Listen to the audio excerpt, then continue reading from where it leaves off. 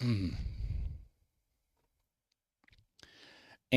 it is looking like we should have some signal going through. Yep, looks like we are live. Ladies and gentlemen, welcome back to the morning live stream of Mind Your Biz, Tuesdays, Thursdays at, what time do we do this? At 8:05 Pacific Standard Time.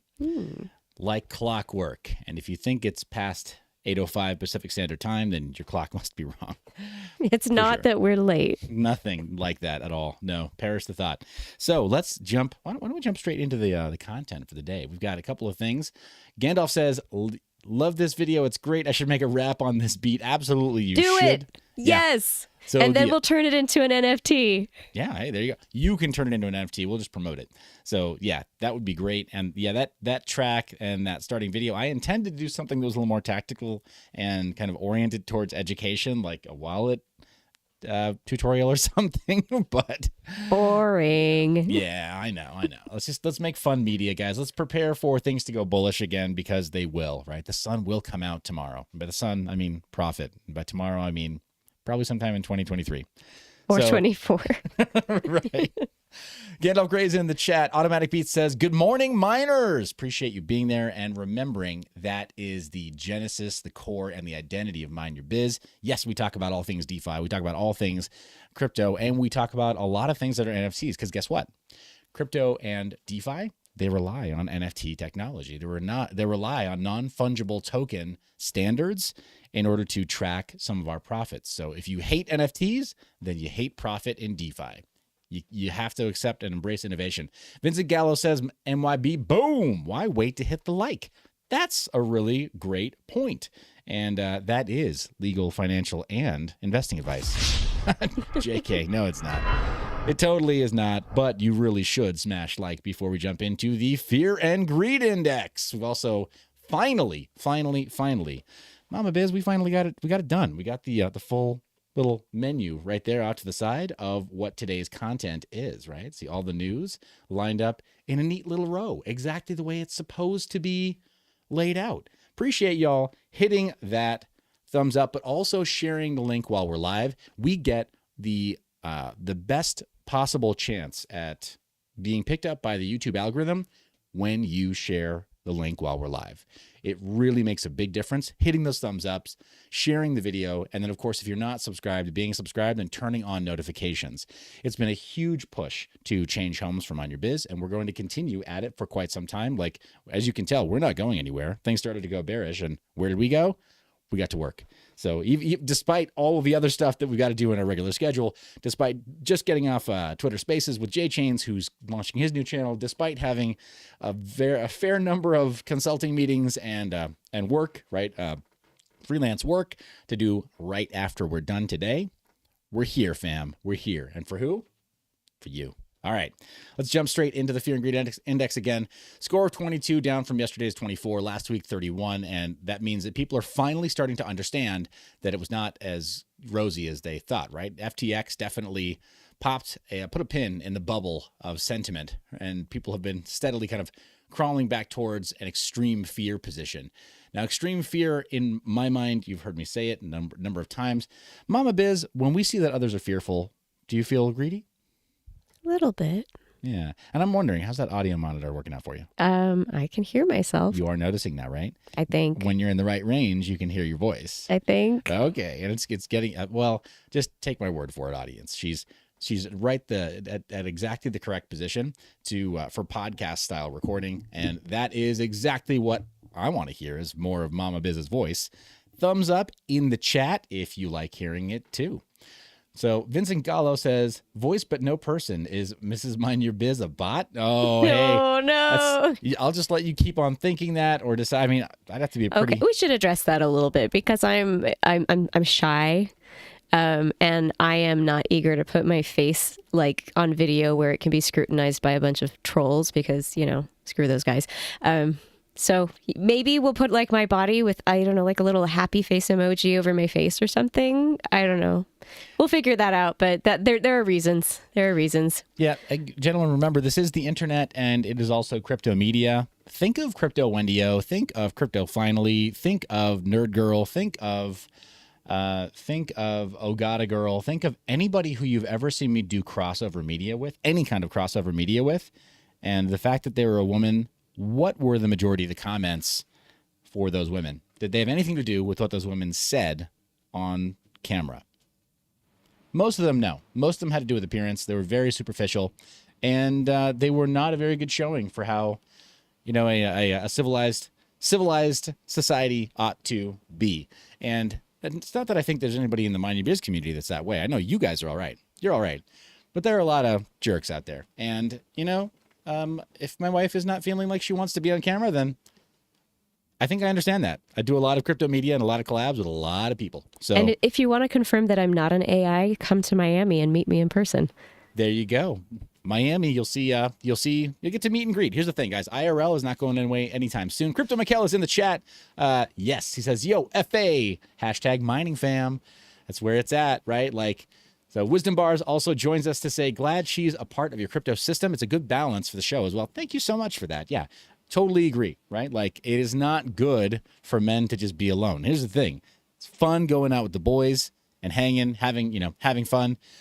But gosh darn it, the world needs women and men to balance out the world in general, right?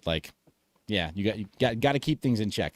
Automatic Beat says, damn right. Tell MYB. Barry Merritt, she can get the snowman overlay. Yeah, it's just right. Just how it is, guys. It isn't good for man to be alone. It isn't good for woman to be alone. We see how culture gets pretty twisted when people get in their own little bubble, right? Especially when they turn it into a gender war. Learn to get along and accept that balance, that check and balance in your life. But I don't know. Am I going to get canceled because I'm promoting a traditional lifestyle? Maybe. Uh-oh. Bring it on. But not if Elon has anything to say about it. Yeah, right. That guy's he's so family oriented. He just wants to start families with every woman he ever dates ever. So there you go. I'm not actually trying to throw shade at Elon Musk. I just think it's really funny. But let's get into the news right now. Oh, you know what? We got a little bit of looks like a little bit of our content is there. We go. It's kind of crashing into our main screen there. Let me try to correct that live if I can. Oh, looks a little funny, but thank you for your patience on that one. Yeah, there we go. Got all of our content there. Latrell is in the chat saying thumbs up. John Germain, FA, Automatic Beats, tell him. And Vincent Gallo gives us an LOL. But the Fear and Greed Index is just an indication of where crypto has been. I think that it's more price driven than most people realize. I'm going to pull up our chart really, really quickly just for Bitcoin. As you can tell, I am on the free version of TradingView. This is a tool that anyone can download to their phone or just use on the web for free.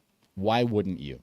Totally free. All the tools you see on these overlays, the free version. You don't even have to have a special membership or anything.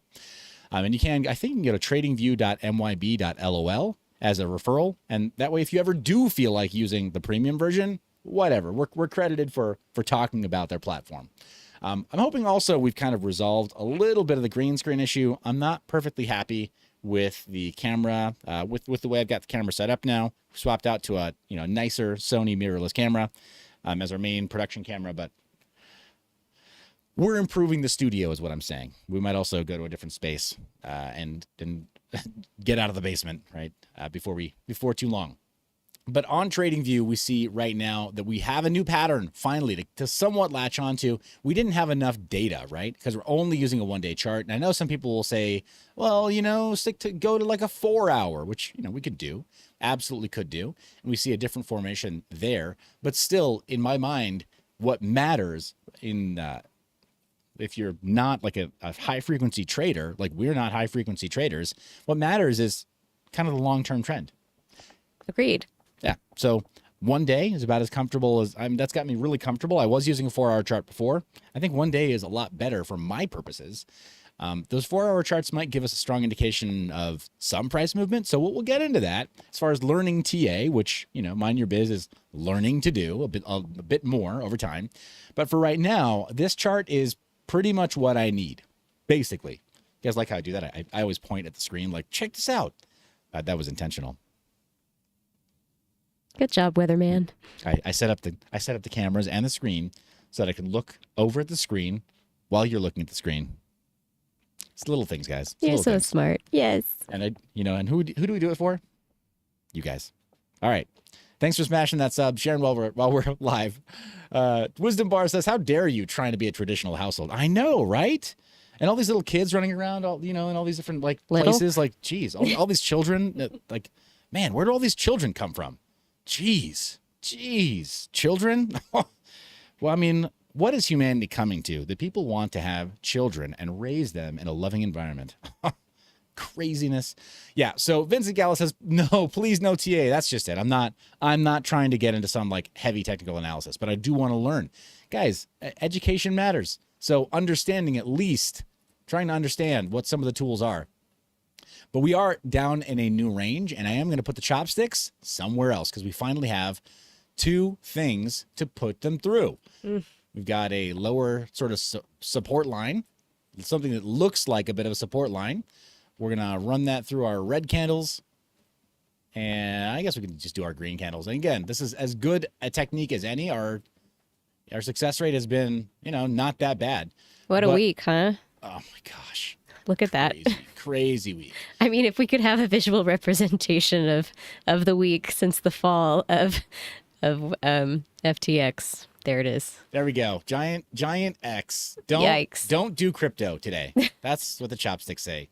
X marks the spot that you should not be letting yourself get wrecked or something. All right. And that's I think for me, this is the first time I've been on the show where I've seen the chopsticks cross. Yeah, well, that's because I'm looking at a daily chart and I'm not a technician. Have I shown you the red screen yet? It's as good a time as any to do it. All right, let's go ahead and just. This is a public chart, so I don't want to make it complete nonsense here. Yeah, and it's complete nonsense at the moment. So yeah, I don't know that we've got anything that can be latched onto as a proper if we're just tracing tops, right? We don't have three tops to very confidently trace here, unless we look at this extremely aggressive trend, which has clearly already reversed. So since the reversal, I think we start there, and yeah, we trace our green candles right now. And it looks like a descending wedge, which is not giving us much info. It's like, all right, cool. Where they cross over is likely what to expect over the next little while, but or potentially what to expect over the next little while. Again, these folks don't tune in for my TA, unless you do. Jeez, if you do, what are you guys doing? Jeez, Louise. But appreciate you putting up with that.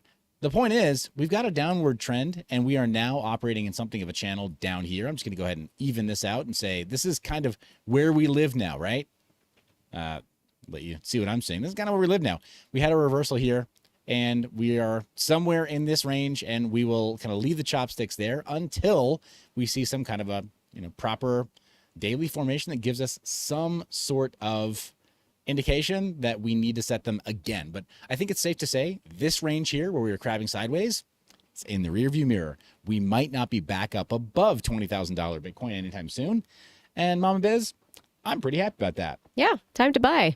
Right? Time to DCA this whole time. Well, for us to buy, that is not advice. That is not financial advice. Right. She's in talking our to me. opinion, this is what mind your business I should do. Yeah. So yeah, this is pretty much just yeah. We're just taking a look at where Bitcoin has been, not necessarily tracking where it's going. But let's move into the global market, the overall markets. All right, save that. And overall markets, this is cryptobubbles.net, shows us that TWT, what is TWIT? That's a Trust Wallet? Yeah, the Trust Wallet token. So it's done pretty well over the last week. It is starting to pull back a little bit. Let's take a look at the daily, right? So this is the 1 week performance, but daily, it's already kind of reversing. It had so much alpha this last week. Got a lot of people counter trading that. And in the last day, you got a lot of recovery in a lot of these other assets, right? Stacks is doing very well on Bitcoin, the smart contract layer for Bitcoin.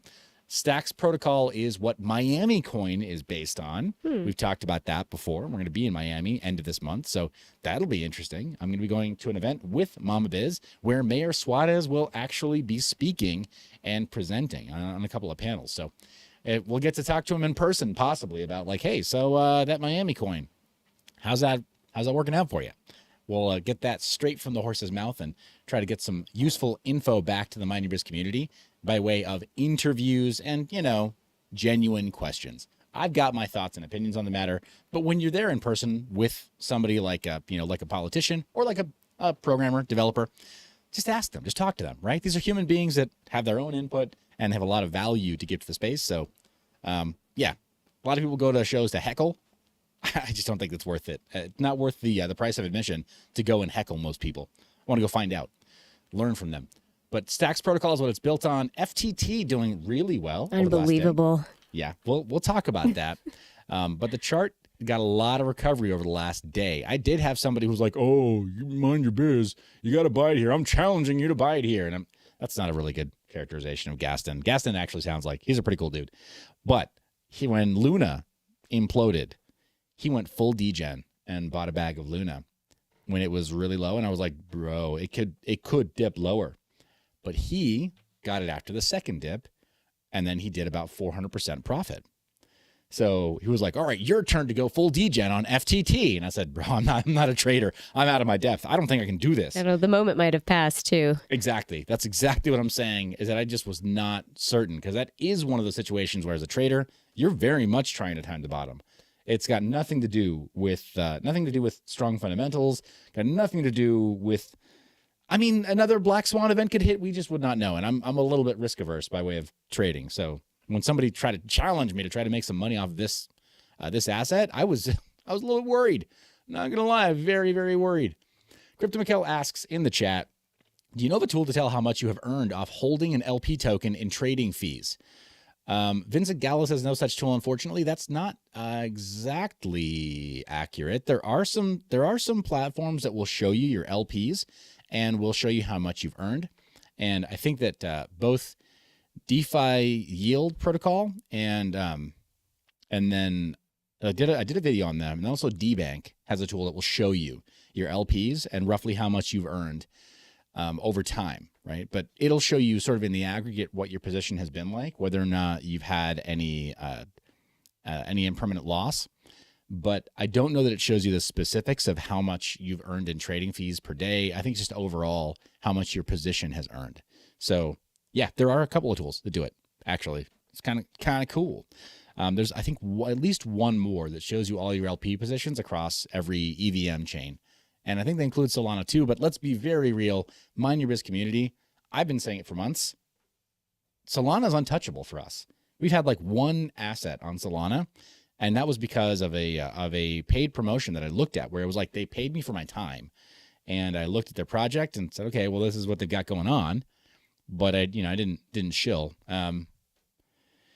You know how when I do coverage, how I do it. Anyway, I'm not going to requalify that, but that's the only reason that I have anything on Solana at all, right? Is because of that. We have never spent our own crypto or our own money to get anything in Solana, period. And I'm so glad. Yeah, not happy at all with that whole ecosystem. But FTT recovering, everything else recovering. Those are the two big outliers, though. And then Mina jumping up a cliff. That is a massive run up there. Almost looks like manipulation. Yeah, what? I don't even know. I'm not familiar with that token. I'm not either. So we'll have to take a look at that later on. Point is, that is a bird's eye view of markets. And let's take a bird's eye view of TX Street right now. Take a quick look at the gas fees. Looks like, let's make sure. Yep. So we have data persistence here on this one. Barry Merritt says, I never trusted Solana. Hey, I think that's pretty great right there. Great advice, or great worldview. Crypto Mikkel says, I don't know. I had $8 in LP for Luna BNB, withdrew yesterday and made 2.3 BNB. Dang. Okay. That's cool. Not bad at all. Good job, man. So, that probably had to do with the run up for Luna. If you were LPing at a certain point, like some people do time the bottom pretty effectively. Aussie Bogan Tech is in the chat saying hi, waves as well. But current contract fee a little over $3.50. Very good fees on Ethereum right now.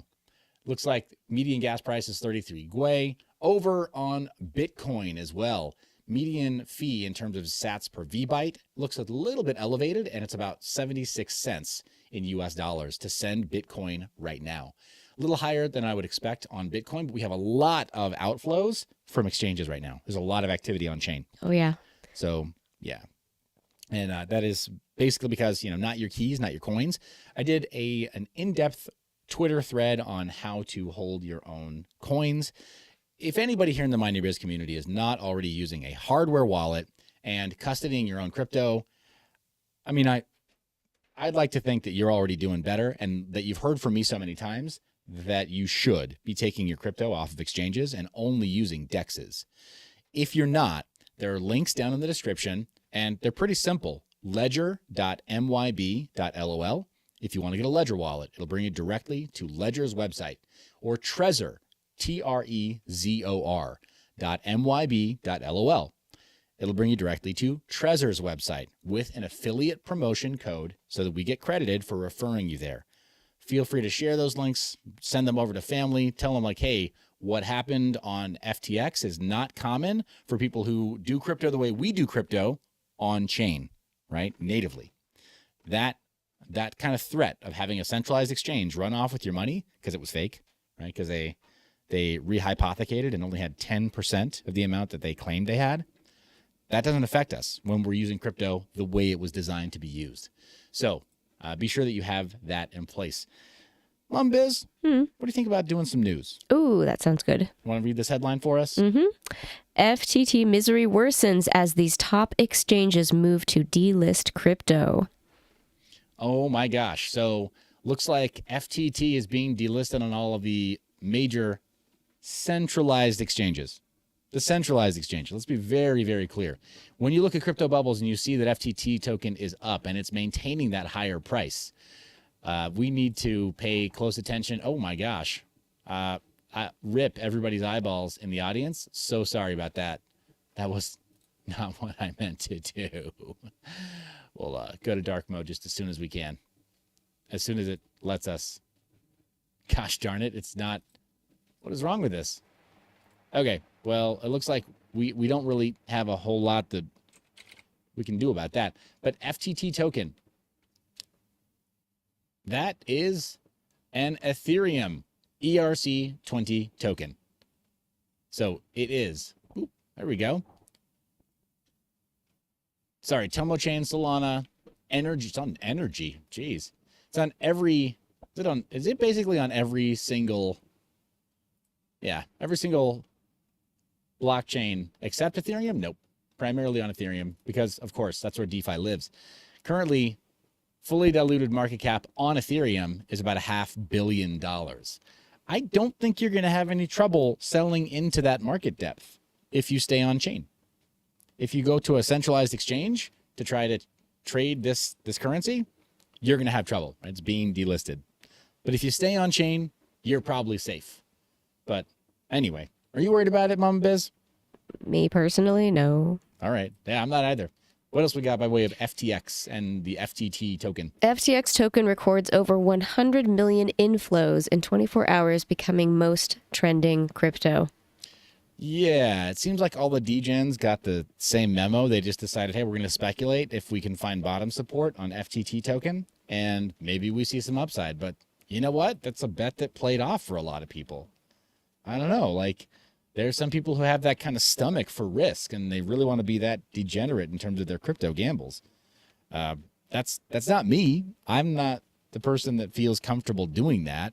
But. Well, I think it's fine. Like when we've talked about that type of risky endeavor, you say don't invest more than you can afford to lose. So yeah, if someone's like, hey, I've got some play money here, and maybe I can play around with this, then great, and it's just when someone's like, well, now I'm going to go all in, and then, wrecked. Yeah, absolutely. Yeah, people do get pretty degenerate with their gambling plays and going all in. No. No, you have to take profits when it's reasonable to take profits and, yeah, protect yourself. I still want to call out the fact that Trust Wallet token was the 1 week outlier, that it did the best over the last week. Just want to, again, show you on Crypto Bubbles, great visualizer. The Crypto Bubbles shows us that, there you go. It's GMX. GMX. Let's make sure that we have this. Oh, show it on. I wish it didn't link to CoinMarketCap. But, GMX token. Let me just double check to be sure that I know it. GMX.io. Looking at this makes me question if you could just do trading based on reading Twitter. Most people do. Yeah, because I'm a noob here, and I'm just kind of learning and trying to wrap my head. And there's some things, a lot of things that I don't understand yet about crypto. So that's who I am. I'm the everyman here, but I have been, in this last week, because this was a pretty big week in crypto, I've been on Twitter and trying to engage in crypto Twitter a lot more. And it's really weird now to come here and look at the bubbles and correlate it to everything I was reading over the last week. It's like, oh, little bump in Hex, huh? Oh, Yeah. Yeah, it's pretty crazy. So GMX is, there you go, decentralized perpetual exchange. And you'd think I would know better about GMX. I don't use GMX, right? So yeah, there you go. Third-party independent website, community deployed, maintained instance of the open source GMX front end, hosted and served on a distributed peer-to-peer IPFS network. Okay, that's pretty cool. Looks like I should be a little more familiar with GMX in the coming days and weeks. I'm happy to take a closer look at it. Yeah, don't show me that for 30 days.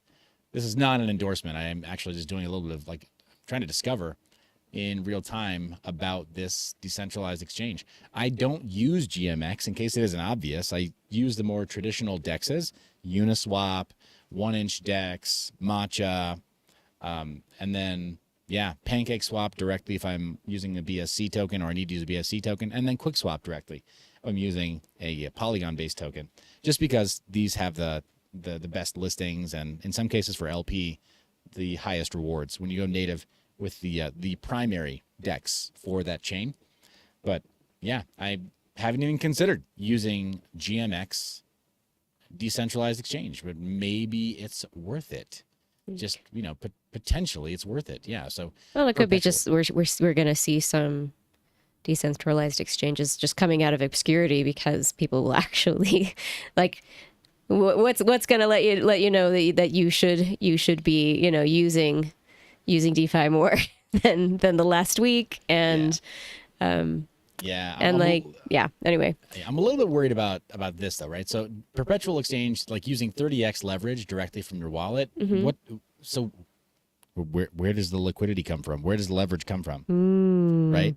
That's where I'm a little bit concerned. So the interacting with it, the protocol itself, I need to know how that protocol sources liquidity in order for me to feel like that's a good bet. Also, Uniswap, QuickSwap, PancakeSwap, and then the aggregators, right? 1-inch DEX, Matcha, and others. You can see on chain where the liquidity comes from. It comes from the base coin supply. That's it. The base coin and token supply. That's it. Other wallets connect and say all right, this is how much I have in my wallet, how much I want to put here. And so the makers and takers on each side of a trade, totally visible on chain. But something like this, where they're saying, 30x leverage. Cool. From where exactly? Because not all leverage is equal. And we found that out this last week too, right? If it's sourced from a place that is insolvent, everyone's screwed. Right. So I'm a little bit concerned about that. It must be going up because of, I guess, some fundamentals. Maybe it was proven to not be a part of the contagion, right? The FTX contagion. So that would make it really attractive, I think. Anyway, point is, that's GMX token and GMX platform. Maybe we take a look at that in the future. I don't know. Maybe we do, maybe we don't. But let's jump back into our main news. FTX token, $100 million in 24 hours coming in. Yeah, people are definitely gambling right now to try to get some of their money back. Right. Yeah, so this is some people also call this revenge trading, right, where it's I'm going to trade my way back into profit. It's like those people that you see at the slot machines in Las Vegas where they're no, eventually it's going to hit. It's depressing. It's depressing to watch. But yeah, some people get involved in revenge trading. That's why I don't like trading. It's easy to lose your head, easy to get emotional and, not think. Anyway, moving on. We got more FTX related news. What do we got? Okay. FTX bankruptcy filing speculates over 1 million creditors. Whoa. Oof. What was that all about? Give me the TLDR. TLDR. Sorry, hon. The too long didn't read. Are you asking me to read the next part? No, I'm asking you to summarize. You read this, right? Okay. Summarizing. I guess that's basically saying that there are 1 million creditors, people affected by the bankruptcy, like who basically lost everything in this filing, right? Yes. Okay. That's what I'm gleaning from that as well. Yeah. So in the apparently the initial Chapter 11 bankruptcy filing set forth 100,000 creditors. The speculated 1 million creditors are said to belong to more than 100 different companies. Oh my gosh. Yeah. It's so bad. Oh yeah. We're going to be sifting through the rubble for months now, for weeks minimum, as they go through discovery, and then possibly months. And Sam Bankman-Fried, it turns out, as he was making all those crazy tweets, you see other people like Altcoin Daily had a really funny video on it, where they showed that he made all these crazy tweets. I can pull that up too if we want to just like quickly see what he's been tweeting, because it's utter nonsense, right? It makes no sense at all what he's been tweeting. When you take a look at the thread that starts with what? HAPP? Oh. Jerk. What happened? Oh, wow, that's so funny. Except that it was over hours, right? Not legal advice, not financial advice. This is all as I remember it, but my memory might be faulty in parts. I'll get to what happened, but for now, let's talk about where we are today. Unbelievable that you would even expect anyone to trust you after this. What? None of that had anything to do with his message, though. Do you know why he tweeted all those? He tweeted all those because at the same time he was deleting other posts. And there are sort of like history-keeping bots for Twitter that will automatically alert others if a major account deletes their tweets. Well, the way that you game those is by posting one and deleting a different one within 60 seconds of each other. So he was waiting to identify, all right, where are the most incriminating tweets that I have? Where's the stuff that's going to really make me look bad? And as soon as he sourced one of those, he deleted that, posted HAPPENED. Oh my gosh. Tell me someone out there screenshotted his entire Twitter account. Oh, yeah. Please, someone, whoever you are, like, release that, because, dang. Yeah, so that's absolutely right. Yeah, that's exactly what happened. So the thing about crypto and the thing about DeFi, the thing about free and open source software, the community, is that you realize it was innovated by people who are a lot like SBF, yeah, right? Who have a little bit of time on their hands, or a lot of time on their hands, and a little bit of inclination, and maybe a smattering of autism in there, right? Where they're like, I'm gonna hold this grudge, and I'm gonna use this code, and I'm gonna go and I'm gonna keep a receipt on everything you've ever said ever. I might even dox you or swat you. That's very common in these communities. And other people who've totally kept records on what SBF ever tweeted and have a full catalog of everything he's ever tweeted and are currently compiling everything he just deleted. So even though he tried really hard to prevent the bots from alerting all of us that he was deleting tweets, we know he was deleting tweets. And pretty soon we'll be finding out exactly which ones he deleted. Andy Lee says, off topic, love the husband-wife team, inspiring to another beginning couple. Aww. Thank you, Andy. Really appreciate that. Kind words. And if you're in Miami, we'll have to we want to meet you. Yeah, totally. We're trying to encourage other couples who are in the crypto space. It's taken some time for Mama Biz to really feel like she could lean into this, and everybody's journey is a little bit different, but yeah, we're always trying to strengthen those bonds and meet new people and help others who want to turn this into their main pursuit. Right, life gets in the way, right, and so if you can work together, that helps. You see it in real estate a lot. You see it in investing a lot. You see a lot of power couples, and that's on our bucket list. Become power couple. We're getting there. Step by step, poco a poco. Thanks for the encouraging words, though. But let's move on from our FTX news, if we can. The headlines are dominated by it because it's trending really well, but we got some. We're losing Rust Wallet. It's not Rust Wallet. What's that? There should be a T somewhere in there. What's our headline? Trust Wallet token, I think is what that's supposed to say. Trust Wallet token scores over at 97% gains. Despite current market conditions, the official Trust Wallet token has posted impressive gains in the last 7 days. It has done very well. 97% as of the time of their writing of that article. But currently, even still, real time, over 80% gains in a week. For a down market, that's not bad. You see everything else doing okay over 1 day. It looks impressive if you're looking at a daily chart, but again, a lot of us in the crypto mining space, we're investors. We're not traders. We're not looking at one-day changes. We're looking at over the long term. So one day is better than 2 hours, and 1 week is better than 1 day. And looking at the 1 month performance, that's why we have our long-term portfolios here on Mind Your Biz, because they're more relevant to the mining scene and to the long-term investor who's dollar cost averaging over time. So that 1 week, I'm shocked, but I'm also not shocked. So here's why. Trust Wallet, you might not know this, Mom Biz, but Trust Wallet is one of the few open source mobile wallets for DeFi. There are plenty of other mobile wallets that will let you control your coins and let you do things. And the code base is run by Binance. So I've always had a little bit of skepticism about whether or not it's totally trustworthy. The fact that it's called Trust Wallet is always like, oh, but I don't like trusting people in crypto. But it is an open source code base, so it can be audited by third parties. And yeah, it's very easy to use too, extremely easy to use. And so it winds up being a really good choice for a lot of people. However, only available on your phone. Not the last time I checked, not available for the desktop. So, well, but that stands to reason that's where a lot of people would flock, because I think that there's some intimidation with hardware wallets. Like, oh, this seems complicated, and if I screw up, I can put all my money in here and lose it forever because I can't figure out how to unlock it because I lost my passwords or whatever. So yeah, it stands to reason that in general, we look for convenience. And if that's convenient and also falls under the category of what's the safe thing now after what happened with, this big black swan event this week and the whole market crashing. And the main message being like decentralization is not the safety you thought it was, or centralization is not the safety you thought it was. How do I decentralize? Yeah, I see why everyone would run somewhere like to Trust Wallet. We're not endorsing Trust Wallet. We're not like getting paid to sponsor them or anything. This is just us like kind of riffing off of what we're seeing, just to be totally transparent. Yeah.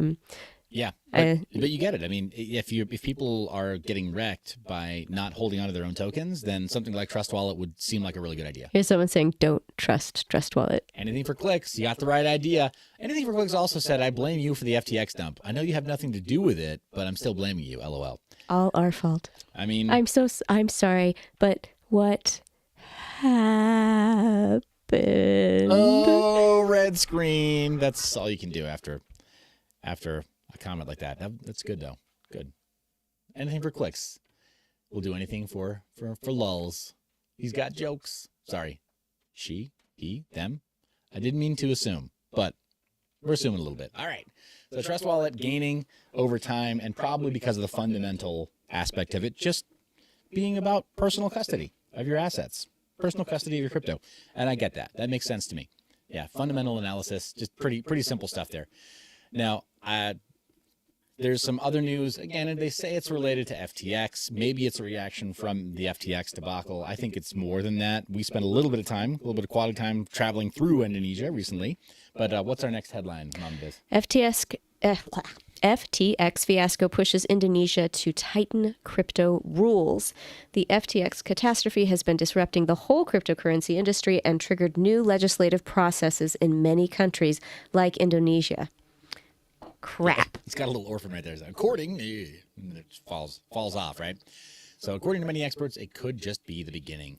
After filing for insolvency on Friday, along with the announcement of its founder's resignation, well, yeah, some people thought it was too strong to fail. Gordon Murray says, smash that like button. Appreciate that. Thank you so much for that. And guys, do be sure that you share this link while we're live. We are, of course, always focused on growth here at Mind Your Biz on the Mind Your Biz channel. That's why we have the regular live streams. Mama Biz is, she's cracking the whip on me to make sure we have more regular publications as well. Can't talk about a specific schedule for releasing those just yet, but just know that is in the works.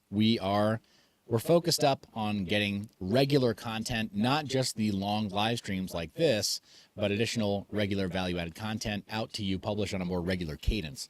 Once we have that sort of established, the regular cadence, I will let you know. We'll actually have something of a content calendar that we just hold ourselves accountable to. So be sure you're subscribed and that you have notifications turned on. be sure you check out our catalog of content, especially surrounding wallets. I literally just unboxed and did a walkthrough of 2 different wallets that I have not released yet on the channel, including a Bitcoin-only wallet, as well as an update to the EliPal Titan wallet. Those are both in my possession right now. I'll be releasing those videos and doing comparison videos between those hardware wallets and our preferred hardware wallets, which, I mean, spoiler alert, it's Ledger all day. Ledger.myb.lol, link down in the description. It's Ledger all day, but let me tell you why in these videos. You'll get to see the specifics of why that's our recommendation ongoing. But Indonesia to give charge for crypto sector to Financial Services Authority. Apparently, it's getting pretty serious there. Their finance minister said the proposed changes pursuant to their financial sector's legislation being debated in the parliament. Talking about the meteoric rise of digital currency investors to 15 million till June this year, where there were only 4 million Indonesians in the previous year. The importance of strong mechanisms for supervision and investor protection should not be ignored. So it sounds like Indonesia is trying to create their own version of the SEC. Yeah, and what I was unaware of, like a little earlier in this article, it talked about how Indonesia's experienced a huge crypto boom in the last couple of years. I think it's a little further up off the screen. Where did it say that? Widely recognized as among the influential players. Anyway, I can't remember. I read it a second ago. But anyway, Indonesia, like, doing well because of cryptocurrency, and maybe that's because well, we'll go into it a little bit more as we read the news, but if it's very crypto friendly, probably means it was like highly unregulated too. In Indonesia, that's my suspicion. But you know, they were hit really hard by by COVID and the downturn. They had a big, they were hit because their tourism took a huge hit during COVID. And so they've been trying to figure out how to recover. And crypto, I think, has been a big part of their recovery. Yeah, no, I think crypto has been a big part of it as well. I think that there is, like we saw firsthand, we saw firsthand, we were flown out to Bali, Indonesia by a group out there that was doing a tokenized real estate project. And lo and behold, my inbox is getting blown up by additional groups that are doing tokenized real estate in Indonesia. So this is a thing. And now it's like, kind of putting the puzzle pieces together. Oh, it's crypto friendly. And what are some of the defining characteristics of Indonesia? There's like thousands of islands in Indonesia. So there's it's more affordable than other parts of the world. Like you're going to have an easier time buying an island in Indonesia than, say, buying an island in the Mediterranean. So yeah, there's some interest there. We weren't really aware of that until just recently. There's some real estate interest in Indonesia. Yeah, so we've been doing a lot more reading up on that with Satoshi Island, the similar tokenized real estate venture that's out in near Papua New Guinea. That whole region, right? But closer to Kiribati and that area. There are all these little clusters of islands out in that area. And yeah, we found another little cluster of islands where there are, like you said, thousands. In some cases, never been inhabited by humans. And so, or if they are, it's a very small rural community that has been, largely isolated. I mean, we met some people there who have only recently started like coming into contact with Westerners, and they hadn't even left that island their entire lives. That was just life. Yeah. It was something else. We'll have to talk about that another time. Maybe prepare some content for that, because it was very, very humbling and very eye-opening in a lot of ways. And we're people of conscience. We were raised to have a heavy conscience when it comes to like how you interact with people and whether or not you exploit people, and being responsible with contacting people on other sides of the world and being respectful of different international cultures. Well, we definitely had.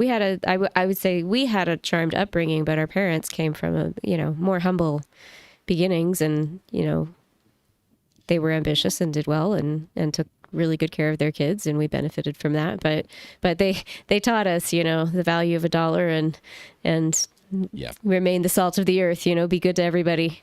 Yeah. So it's a very interesting thing. I'm hearing from Latrell saying, I think there's a slight echo when Mind Your Biz speaks. Don't hear it when the Mrs. speaks. I think that has to do with the sensitivity of her microphone and the relative loudness of my voice. I am something of a loudmouth, and comes from many, many years of being on stage and being an outdoor fitness instructor. And also, I mean, you know, like we are younger Gen Xers who are on the who straddle the elder millennial status and the young Gen X status. Zennials is, I think, what they were trying to call us at one point. I don't know if that's going to fit. It's not going to stick, but we are definitely in the middle there. Yeah. So anyway, but like a lot of millennials, job hopper, done outdoor fitness, done personal training, and yeah, something of a loudmouth and a showman. Right? I could absolutely, if there were professional auctioneer positions open here, maybe I would do that one. That might be good. So Gallo Salome says, "Hey, sir, long time no see. Thanks for streaming. Appreciate you being here, Gallo." And also, Latrell says, "Fixed it." Yeah, that's the funny thing. Yeah, so if I speak up, it is not fixed. If I just get really close to my microphone and stay a lot more quiet, you'll notice that it is kind of fixed because I'm only addressing my microphone. However, Gallo says, "You a Viking fan now?" What? That one went over my head.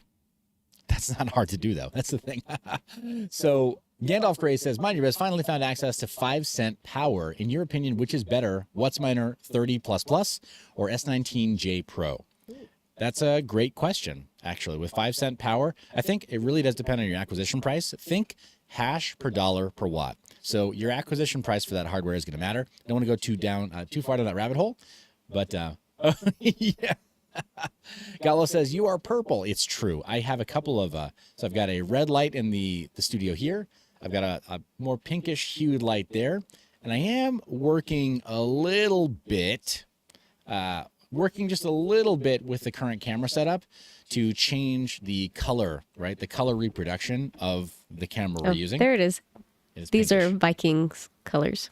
Right. Okay. Guys, got it. Here's the thing. No, got it. I didn't totally pick up on that. And again, fathom the hypocrisy of a guy who is literally creating one of the very first NFL creator drops with Warren Sapp. We're doing more of the whitelist announcement in Miami. He's going to be there in person. I'm moderating the panel with Warren Sapp, another former NFL player, Ramil Connor, on stage. But I'm not that knowledgeable on NFL. I'm really not that knowledgeable. I'm okay with most things, but I'm not that knowledgeable with the NFL. It is one of the many areas in life in which I utterly fail. I've failed. This is what we call being raised by artists. It's true. Yeah. So pardon me while I fail to know about the Vikings.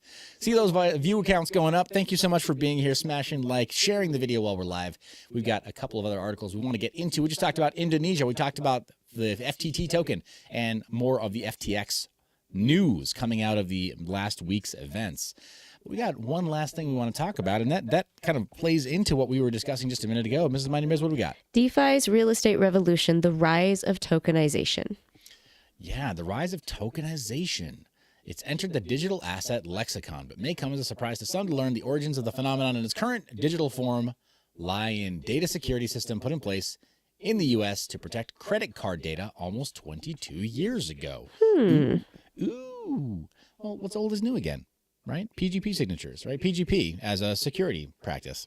It's from the 1990s. It's coming up on its 30th birthday, in fact, right? So PGP, in terms of, being a usable technology, but coming up on its 30th birthday, none of this stuff is new, is what I'm saying, right? So, security and encryption, it's all based in a quite old computer science. So, not too shocked there. But blockchain-driven utility of tokenized assets on chain, the real estate revolution, that is, I think it actually is a very new phenomenon in terms of it being widespread. Yes. Oh, because that was the other thing that we saw in a lot of these real estate ventures down in Indonesia is that a lot of those projects they're not just practicing, the sale of real estate, but fractionalized real estate. Not a new thing. Not a new thing in real estate in terms of it's just being done down there in Indonesia. No, there's apartment syndication and real estate investors have been diving into fractionalized real estate everywhere. In the last I think 5 years, it's kind of ramped up. So Yeah. But So here's the thing. I think it's another symptom of poor health of the economy. Personally, I view it as a symptom of poor health of the economy. If you feel like you have to fractionalize ownership of assets that used to be accessible to no, the average I consumer. disagree. Okay. Because I think it came about because real estate was perceived as something only like high rolling, very moneyed people could do. And, so when you present a problem, solutions arise, and a solution to like the everyman, any person who wants to get started in real estate, was to allow them to do it at a lower buy-in, and fractionalizing real estate does that. Yeah, no, I agree. I get that it does solve a problem, and I see that it does solve a problem. The reason that I bring up it being potentially a sign of a poor economy is that if it's increasingly true that the average person can't afford real estate, and it used to be something that the average person could afford, that tells me the middle class is disappearing. It doesn't tell me that more people need to have something fractionalized. That is It tells me happening the middle too. class's buying power is just like going down the crapper. Yes, I agree, but what I'm saying is the fractionalization of real estate was happening and becoming more popular prior to 2020. Prior to the big economic downturn, it was actually when the economy was very robust and healthy and on the upswing that started to become very popular, because people were in a place where it's like, okay, money's flowing, and even middle class people were like, oh, well, what can I do with this? I don't have enough to like buy a whole piece of property all on my own. And, so here came along companies that were just like, oh, well, what if we all pitch into the pot, and you can have a little bit, and you can have a little bit, and you can have a little bit. I mean, and then there's, timeshares as well, or, a bit older than that. And that's a whole other thing. I don't want to talk too much about real estate. Sorry. Yeah, no, it's okay. But anyway, it's not totally new. Right. No. Yeah. I get it. What's old is new again. I'm just giving an visual overview of the DeFi Llama's TVL. So Ethereum 65%, still totally dominant, and yeah, it's when there is digitized or tokenized real estate, it's most likely going to be on the Ethereum chain. For it to go on any other chain almost doesn't make sense. There's so much more value captured there to be able to buy and sell. So that's the only reason I bring that up as a visual aid. GPU mining profitability. Just want to get this in before we close out the stream, which we'll do relatively soon. Talked about, tokenized real estate investments. And I agree. It is going to be a trend that I think we continue to see until the market's totally correct. And somehow tokenized real estate is called out as the bad guy, and as the reason that markets weren't sound, that things went too derivative, right? When you fractionalize and timeshare, you fractionalize someone's time in a timeshare, so you have like whatever. So yeah, I get like one day out of the year at this spot in the Hamptons. How much did it cost you? I don't know. I bought it on leverage. Yeah, I don't know. I mean, we don't own a timeshare. We've never invested in timeshares. I don't entirely understand how they work. I'm more familiar with the concept of like buying into a pot where, say, the property was going to be flipped, and so you're working as a group of investors to help, some persons or entity to buy and flip a property, like buy, renovate, and flip a property. And that's like a quicker turnaround for profit. So that's what I'm familiar with. But I don't know. I'm not going to sit here and pretend I know a ton about timeshares. Why are we talking about timeshares on mining? Well, a conversation. Video. Well, the thing is, a conversation about fractionalized ownership of real estate does inevitably lead there. Yeah, it just comes up. So yeah. Andy Lee, she says, perfect day to listen. Real estate and crypto. Heart emoji. It's great. Oh, there's something we could do. Yeah, right. Yeah. It is pretty important to us. Those two asset classes to us are like, guys, owning the dirt that you stand on, huge measure of freedom, and knowing that you own the assets that you think are in your wallet, huge measure of freedom. These are two things that are extremely near and dear to the hearts of preppers as well. Mama Biz, unfortunately, we've got to close out the show. Top of the hour today. We got our portfolios listed, some of them publicly on CoinGecko. I want to make sure that we have them all made totally public so you can see how we're tracking on a long-term hodl. But we'll probably we'll start on Thursday's show with our portfolios, then jump into a little bit of news. Anything else that you wanted to share with the community before we call it a day? Sorry, you lost me. I was Good. distracted. That's okay. Anything you feel strongly about that we should tell the community before we head out? Keep your chin up. I know it was a rough week. Keep your chin up. Things are gonna be okay. And that's about all I got. There you go. Appreciate you being here with us live. Thank you for smashing that like, sharing the link, and leaving a comment. You're the reason that we make this media. Love your face. Remember to stay private and mind your biz.